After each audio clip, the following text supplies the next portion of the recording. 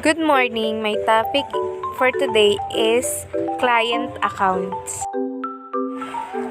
How to avoid difficult clients in the future. Zoco have created a list of warning signs to help identify difficult clients before they even sign a contract. Some of these signs include their project is easy and will take no time at all. They have unrealistic deadlines or are vague about deadlines. They quibble over every aspect of your rates. The words I fired the last consultant come out of their mouth. Trust your gut. May mga ibang kliyente na magbibigay ng deadline na sobrang labo mong matupad dahil nga marami ka pang kailangan gawin. At kapag hinahayaan mong mag-dictate sila ng sarili nilang deadline, pwedeng maapektuhan yung iba mo pang gagawin o iba mo pang kailangan gawin. Dahil dito, nagpapakita ito na hindi nila kayang pahalagahan yung business mo, hindi nila kayang sundin yung desisyon mo. Under-promise and over-deliver. If we go back to psychology for a moment, think about this, it's much easier to impress a client if you first give yourself the room to provide exceptional service. So dito, kailangan i-introduce mo muna yung sarili mo sa kliyente mo. Importante na alam nila kung sino ka or alam nila yung details mo. Saying yes to every deadline, extra feature, and demand creates the expectation that you'll meet those demands even if for you they're actually quite a stretch. The client assumes their demands are the norm. So, always saying yes to every deadline, it means be flexible for every work that you need to do. As designer Addison Doval suggests, try not to let your client see your superpowers. Instead, impress by under-promising and over-delivering every time. If you manage to meet their deadline, after all, you get to be a hero, and the whole dynamic between you and the client's shift. So dito naman, give your all best, and to be a hero, you need to extra work to impress your client. Be on time. Don't compromise your values. According to the IRS Oversight Survey in the US, 11% of taxpayers believe it is acceptable to cheat on their tax. If a client asks you to do something that's against your professional ethics or you feel yourself morally challenged, then go with your gut and move the client on. Your integrity is worth more than what any client could pay you to try the cheat of the system. Next one is increase your price. It is a truth universally acknowledged the difficult clients also tend to be those clients who pay late dispute invoice or try to unwittingly more work out of your for free. Make sure that you are improve your work every day. It can help you to increase your gap to the client. Next is improve your contract or engagement letter. Check all your contracts and engagement letter with a legal professional. Make sure you are protected against litigation if you fire a client, and that all the terms and conditions are in line with your process and company values. Dito naman, kailangan make sure that you not under by your client. Always check your contract and engagement letter. These two can help you to know that you are in a right client's hands or not. How to handle non-paying clients. When you do business with a client, you expect to be paid for your labor, product, or service. But what happens when those payments are late or don't come at all? It's a question that comes up often in the business community. So we went looking for a definitive answer. Fortunately, there are steps to help you handle and even prevent the problem. So, kailangan dapat i-expect mo na nababayaran ka ng client sa mga ginagawa mo, sa mga service mo. Pero kung late or hindi sila nagbayad, merong mga process or step na makakatulong sa'yo. Preventing non-payments. Chasing a non-paying customer is often a messy process, so it's best to avoid the issue altogether by taking the following precautions. Preventing non-payments.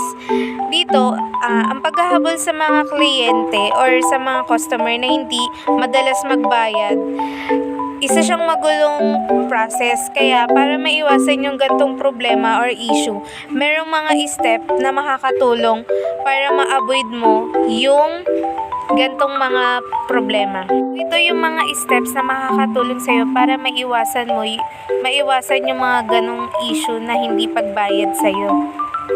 Una, research your client. If you've never worked with a client before, take the time to do research and find out who you're dealing with. Importante na alam natin kung sino yung kliyente natin, kung anong pangalan niya or ano yung details niya. And see if there are any complaints against them on sites like the Better Business Bureau. Number 2, have a contract. No matter if it's your best friend or one of the most respected business leaders in your industry, always have a written contract in place. So, importante na magkaroon kayo ng contract o kasulatan dahil yun yung mabisang proof mo na yun talaga yung napag-usapan nyo. The contract should address these legal concerns. Yun na yung payment schedule, ganun, 40% deposit, 40% milestone payment, payment either 30, 60, or 90 days after the invoice is sent, preferred payment method, checks, credit card, or PayPal, scope, the exact work you are expected to complete, deadline, expected completion date, late payment policy, amount charged if invoice is not paid on time. Kaya mahalaga talaga na meron kayong contract sa isa't isa.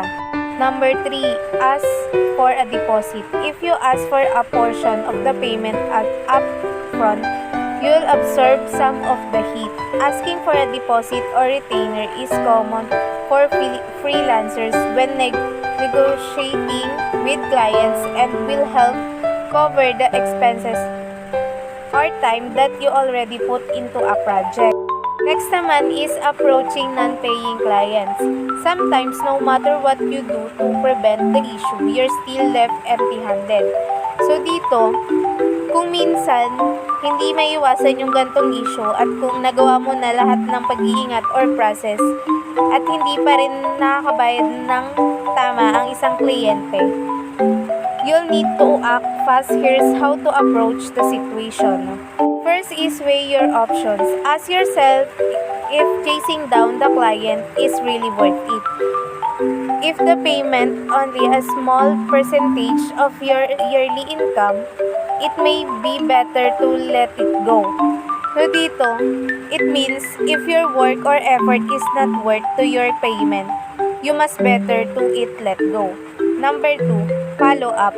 Don't hesitate to send out an email if the invoice has not been paid by the agreed upon date.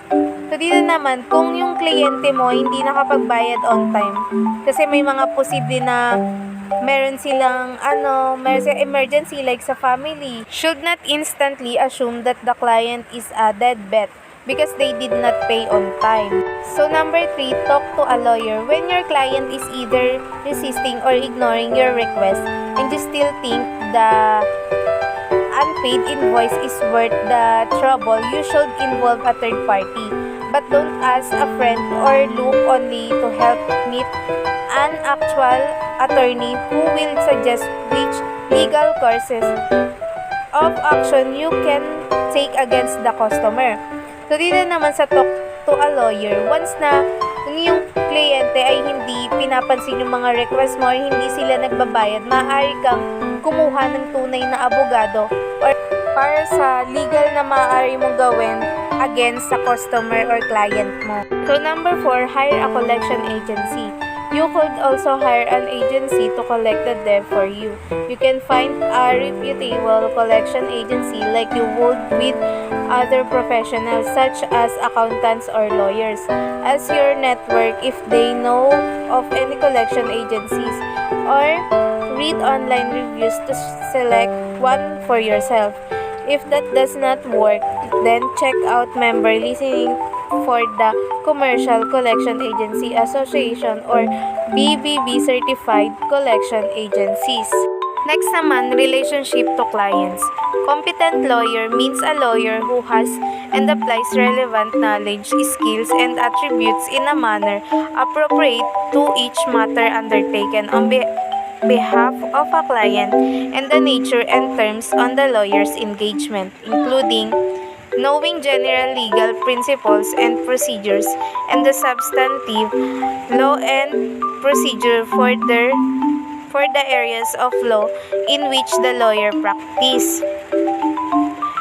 Investigating facts in identifying issue, ascertaining client objects, considering possible option, and developing and advising the client on appropriate course of action. Implementing as each matter requires the chosen course of action through the application of appropriate skills, including legal research, analysis, application of the law to the relevant facts, writing and drafting, negotiation, alternative dispute resolution, advocacy, and problem solving. Communicating at all relevant stages of matter in a timely and effective manner, performing all functions conscientiously, diligent, and in a timely and cost-effective manner, applying intellectual capacity, judgment, and deliberation to all functions, complying in letter and spirit with all rules pertaining to the appropriate professional conduct of lawyers, recognize limitation in one's ability to handle a matter or some aspect of it and taking step accordingly to ensure the client's appropriate service, managing one's practice effectively, pursuing appropriate professional development to maintain and enhance legal knowledge and skills, otherwise adapting to changing professional requirements, standards, techniques, and practice. That's all. Thank you.